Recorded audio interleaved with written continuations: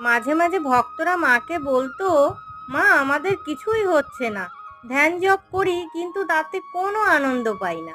মা বলতেন, একথা অনেকেই এসে বলে আমাকে, কিন্তু তারা রোজ 10-15 হাজার জপ করুক দেখি, তখন কেমন আনন্দ না পায় দেখব।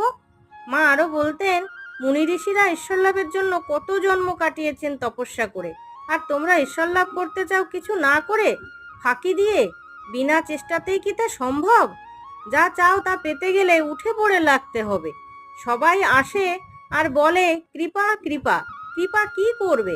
কৃপা গিয়ে ফিরে আসে। কৃপা যার কাছে এলো, সে যদি প্রস্তুত না থাকে, তাহলে কৃপা এসে ফিরে যাবে। তবে মা সবাইকে উৎসাহ দিয়ে বলতেন, এ যুগে শ্রীরামকৃষ্ণ এসে ঈশ্বর লাভের পথ প্রশস্ত করে দিয়ে গেছেন। যে কেউ একটি উদ্যোগী হয়ে ঈশ্বর চিন্তা করবে, সেই তাকে পেয়ে যাবে।